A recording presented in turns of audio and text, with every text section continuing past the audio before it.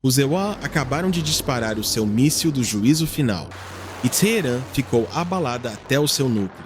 Em 3 de março de 2026, um silo na base da Força Espacial de Vandenberg, na Califórnia, se abriu e um míssil balístico intercontinental, Minuteman III, rasgou o céu noturno. Esta é a arma que os Eak-Snewat dispararam enquanto as bombas ainda caíam sobre o Irã. E hoje vamos detalhar exatamente o que ela pode fazer. Às 11h01 p.m. do horário do Pacífico, o Comando de Ataque Global da Força Aérea lançou um Minuteman III desarmado, da base da Força Espacial de Vandenberg, Califórnia. O teste foi designado Glory Trip 255 GT255, o 255º de uma longa série de lançamentos de testes operacionais que a Força Aérea vem realizando há décadas. O míssil carregava 2 veículos de reentrada de teste desarmados que viajaram mais de 4.200 milhas através do Oceano Pacífico antes de atingir um alvo predeterminado no Atoll de Kwajalein, nas Ilhas Marshall. 2 veículos separados. 2 pontos de impacto separados, ambos no alvo. A declaração oficial do Comando de Ataque Global da Força Aérea foi precisa e cuidadosa. Este lançamento de teste é um componente-chave de um programa baseado em dados que está em vigor há décadas. Não é uma resposta aos eventos mundiais, certo? Claro. Aqui está o contexto em que essa declaração foi emitida. Os Weluah e Israel haviam lançado a Operação Epic Fury, uma campanha aérea em grande escala contra o Irã 5 dias antes, em 28 de fevereiro. O Irã já havia retaliado com mísseis balísticos e drones contra bases dos Israel em todo o Golfo. Os primeiros militares americanos já haviam sido mortos. Os mercados de petróleo estavam em caos.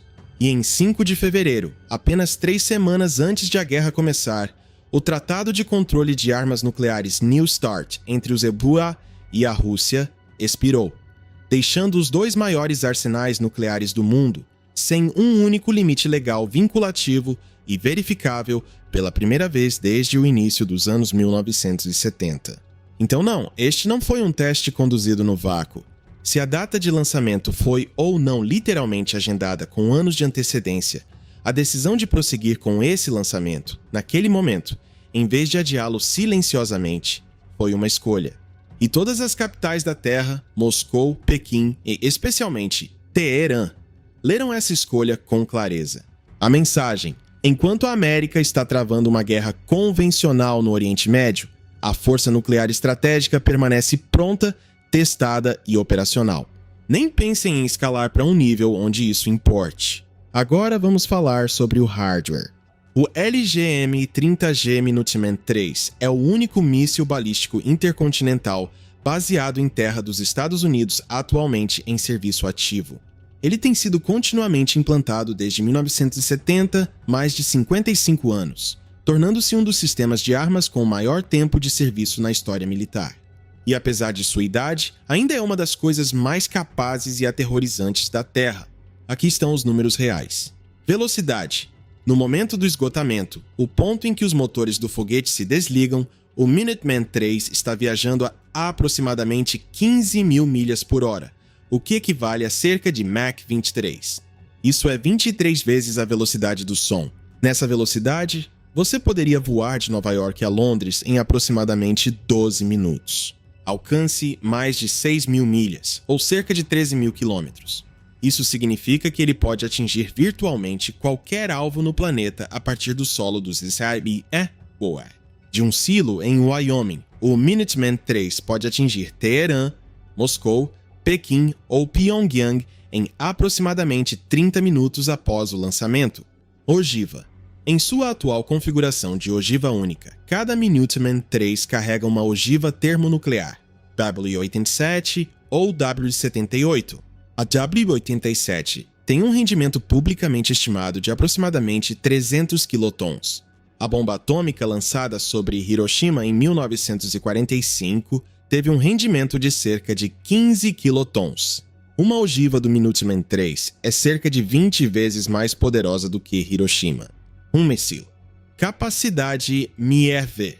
O Minuteman III foi originalmente projetado para carregar até 3 veículos de reentrada independentemente direcionáveis, MIRVs, o que significa que um míssil poderia atingir 3 alvos separados simultaneamente. Sob o Tratado New START, a força operacional foi reduzida para uma ogiva por míssil. Mas agora que o New START expirou em 5 de fevereiro de 2026, a Força Aérea testou 2 veículos de reentrada simultaneamente no GT-255, validando que a capacidade de carregamento múltiplo ainda funciona. A opção de colocar mais ogivas nesses mísseis existe. A decisão de exercer essa opção é uma questão política, não técnica. Tamanho e peso. O Minuteman III tem 59,9 pés de altura, quase 6 andares, e pesa aproximadamente 79.432 libras totalmente carregado com propelente. É um míssil de propelente sólido de 3 estágios, o que significa que não precisa ser abastecido antes do lançamento. O propelente já está carregado e estável, e é por isso que o míssil pode estar pronto para ser lançado em minutos, após receber uma ordem de lançamento válida. Sobrevivência baseada em silos. O Minuteman III vive em silos subterrâneos reforçados enterrados fundo no coração da América, especificamente em 3 bases da Força Aérea: F.E. Warren, no Wyoming, Malmstrom, em Montana, e Minot, na Dakota do Norte. Esses silos são projetados para sobreviver a uma detonação nuclear próxima e ainda assim lançar.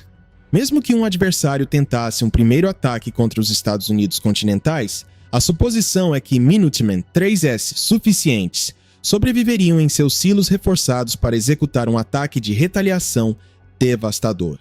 Essa capacidade de sobrevivência é um elemento central da dissuasão. Inventário atual: 400 Minuteman IIIs estão implantados em silos neste exato momento. Isso são 400 mísseis, cada um carregando uma ogiva 20 vezes o rendimento de Hiroshima, todos em status de alerta contínuo, o que significa que uma tripulação de 2 oficiais em um centro de controle de lançamento enterrado pode dispará-los em minutos após receber a autorização da Autoridade de Comando Nacional. Foi isso que os EWA testaram no dia 3 de março. Durante anos, os testes do Minuteman III dos Ismtlenori quase sempre usaram um único veículo de reentrada, uma ogiva. O motivo era simples: o Tratado New START contava e limitava as ogivas implantadas, e realizar testes de voo com múltiplos veículos era visto como provocativo e desnecessário sob a conformidade do controle de armas. O GT-255 foi diferente. A Força Aérea escolheu especificamente voar com 2 veículos de reentrada de teste.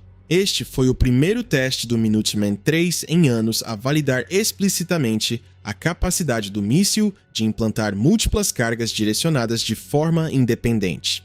Por que isso importa agora? Porque o New START expirou em 5 de fevereiro de 2026, 3 semanas antes da guerra do Irã começar, e não há nenhum tratado de substituição. Pela primeira vez desde a administração Nixon, os Idzakon e a Rússia têm 0 limites verificados e legalmente vinculativos em suas forças nucleares estratégicas, sem inspeções, sem trocas de dados, sem limite no número de ogivas. Nesse ambiente, os Elbura testarem sua capacidade de voar com múltiplas ogivas em um único Minuteman III não é apenas uma validação técnica, é um sinal. O general da Força Aérea que comandou o teste, General S.L.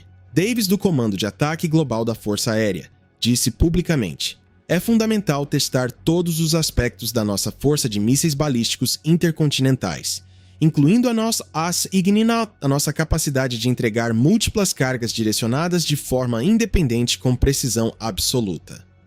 A Army Recognition analisou o teste e observou que em um cenário onde a política mudasse, se os Epiceninuqua decidissem carregar ogivas adicionais nos mísseis Minuteman III, a capacidade teórica da força baseada em terra poderia aumentar de 400 ogivas implantadas para aproximadamente 1.000. Essa opção existe. A capacidade técnica foi validada justamente no dia 3 de março. Ninguém no Pentágono está dizendo que eles vão fazer isso agora mesmo.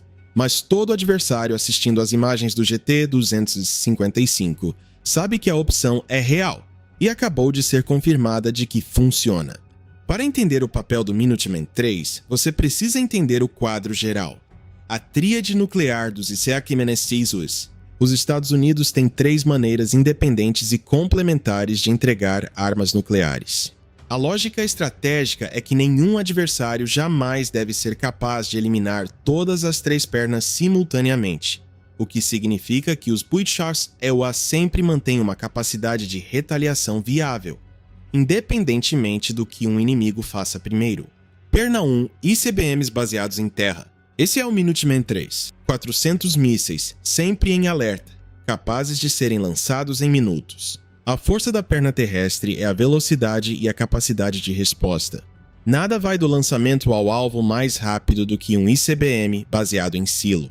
A fraqueza é que os silos são locais fixos e conhecidos. Um adversário sofisticado sabe exatamente onde eles estão. É por isso que eles são reforçados, e é por isso que existem 400 deles espalhados por 3 estados.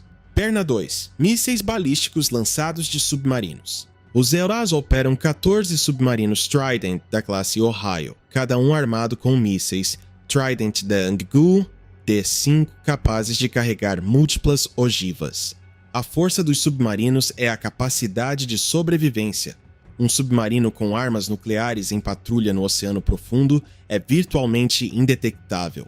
Você não pode atingir o que não consegue encontrar. O Trident Dons é, na verdade, mais preciso do que o Minuteman III e carrega mais capacidade total de ogivas. Os submarinos da classe Ohio são a perna com maior capacidade de sobrevivência da tríade, e é por isso que carregam a maior parcela de ogivas implantadas.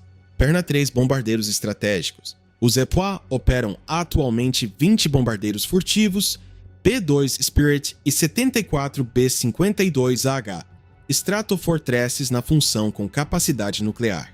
Você, na verdade, viu os B-2 nesta guerra. Eles voaram da base da Força Aérea de Whiteman, no Missouri, para lançar a Massive Ordnance Penetrator GBU-57 de 30.000 libras em locais reforçados no Irã. O B-21 Raider é o bombardeiro furtivo de próxima geração, atualmente em testes, com previsão de entrar em serviço por volta de 2027. Os bombardeiros são a perna mais flexível da tríade. Eles podem ser lançados, chamados de volta e redirecionados. Um míssil, uma vez disparado, não pode ser chamado de volta. Juntas, essas 3 pernas formam uma arquitetura de dissuasão que evitou que as principais potências mundiais entrassem em conflito nuclear direto por mais de 70 anos.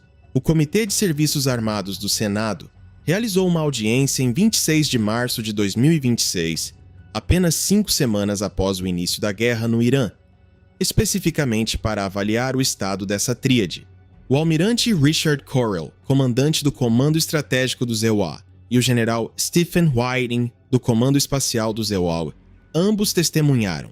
O presidente do comitê, o senador Roger Wicker, disse que as ameaças da Rússia e da China estão avançando a passos largos. O principal democrata, o senador Jack Reed, disse: "Estamos operando em um ambiente estratégico historicamente perigoso." Essa audiência aconteceu no meio de uma guerra ativa com o Irã. O comandante do comando estratégico estava testemunhando sobre a prontidão nuclear, enquanto aeronaves dos Smirsails conduziam ataques em território iraniano em tempo real. Agora ouça com atenção. O Minuteman III tem um problema. Ele é velho. Introduzido em 1970, foi originalmente projetado para uma vida útil de 10 anos, através de programas contínuos de extensão de vida, novos motores de foguete, novos sistemas de orientação, novas espoletas de ogivas. A Força Aérea o manteve voando por 55 anos. Mas há um limite para o quanto você pode estender qualquer plataforma. Entra em cena o LGM-35A Sentinel, o dissuasor estratégico baseado em terra que eventualmente substituirá todos os 400 Minuteman III. O programa está sendo desenvolvido pela Northrop Grumman a um custo projetado de aproximadamente 141 bilhões. Ele foi projetado para servir até 2075, mais meio século de dissuasão baseada em terra. Há um grande problema: o programa Sentinel está atrasado e acima do orçamento. Originalmente planejado para começar a substituir os mísseis Minuteman III em 2029. Atrasos e estouros de custos empurraram a capacidade operacional inicial para o início da década de 2030. O primeiro lançamento do silo de protótipo agora é alvo para 2027. Em fevereiro de 2026, a Força Aérea relatou que o programa não alcançaria a capacidade operacional inicial até o início dos anos 2030. Por causa desses atrasos, a Força Aérea agora está avaliando opções para manter o Minuteman III operacional até 2050, mais de 2 décadas após a sua data de aposentadoria planejada anteriormente. Um relatório do Government Accountability Office concluiu que operar o Minuteman III nesse cronograma é viável, mas requer investimento contínuo em infraestrutura e componentes envelhecidos que nunca foram projetados para durar tanto tempo. Na audiência do Comitê de Serviços Armados do Senado em 26 de março, as testemunhas confirmaram que as vidas tanto do Minuteman III quanto dos submarinos da classe Ohio estão sendo estendidas especificamente para cobrir as lacunas criadas pelos atrasos do Sentinel e dos submarinos da classe Columbia. O senador Wicker apontou que, com o New START expirado, a China, que nunca foi parte de nenhum acordo de controle de armas, agora ultrapassou os Gavin-UA em lançadores de mísseis intercontinentais, baseados em terra, embora não no total de ogivas. Essa lacuna está se fechando. Robert Kadlec, o secretário assistente do Pentágono para dissuasão nuclear, disse ao Comitê de Serviços Armados da Câmara em 17 de março: a estratégia dos Issei-Kuchao está em um ponto de inflexão crítico. O avanço nuclear estratégico da China significa que o arsenal nuclear dos Issei-Kuchao deve dissuadir tanto a China quanto a Rússia simultaneamente. Ele pediu o financiamento total e a aceleração do Sentinel, dos submarinos da classe Columbia e do programa de bombardeiros B-21 Raider, todos os 3 programas de modernização simultaneamente, enquanto simultaneamente trava uma guerra no Oriente Médio. Esse é o ambiente estratégico em que o Minuteman III está operando neste exato momento. Deixe-me dar a minha leitura honesta sobre o que o lançamento do GT-255 realmente significou no contexto da Guerra do Irã. O Pentágono está correto em dizer que o teste foi agendado com anos de antecedência. Esses testes são planejados com longos prazos de entrega, mas eles também são adiados quando o momento é errado. A decisão de prosseguir com o GT-255 em 3 de março foi deliberada. Pense no público-alvo para esse lançamento. Não o público americano, nem mesmo os militares dos UAE. O público era Teherã, Moscou e Pequim. Para Teherã: vocês estão lutando contra nós convencionalmente agora mesmo, e nós estamos desmantelando sistematicamente as suas forças armadas. Nem contemplem como seria escalar além dos meios convencionais. Acabamos de voar um míssil de 13.000 quilômetros através do Pacífico. Atingimos um alvo do tamanho de um estacionamento a 4.200 milhas de distância, com 2 ogivas independentes, a Mach 23. Nós temos 400 desses, todos apontados, todos prontos. Para Moscou, o New START se foi. Estamos observando sua postura nuclear na Europa. Estamos cientes de que vocês têm fornecido ao Irã imagens de satélite e drones Shahed. Não nos testem. Acabamos de confirmar que a nossa capacidade de carregamento funciona. Para Pequim: vocês agora têm mais lançadores de ICBMs baseados em terra do que nós. Nós notamos. Nós estamos modernizando. O teste que vocês acabaram de assistir é o míssil mais antigo do nosso arsenal, baseado em terra. E ele ainda funciona perfeitamente. O general S.L. Davis, do Comando de Ataque Global da Força Aérea, disse isso diretamente. Os dados que coletamos garantem que as nossas capacidades de ataque de longo alcance não são apenas um conceito teórico, mas uma força comprovada, confiável e letal, pronta para defender a nação a qualquer momento. Ok, então o Minuteman III tem 55 anos e ainda é uma das armas mais perigosas já construídas. Mach 23, alcance de 13.000 quilômetros. Uma ogiva termonuclear 20 vezes o rendimento de Hiroshima. 400 deles, todos em alerta, todos testados. Os EUA dispararam um durante a guerra do Irã, não contra ninguém, não como uma ameaça, mas como um lembrete. Um lembrete de que, não importa o que aconteça na luta convencional sobre o Estreito de Hormuz, há uma camada estratégica para o poder americano que ninguém pode desafiar. Deixe a sua opinião nos comentários. Você acha que o momento do GT-255 foi realmente apenas uma coincidência? Curta e se inscreva se você quiser análises como esta. Vejo você no próximo vídeo.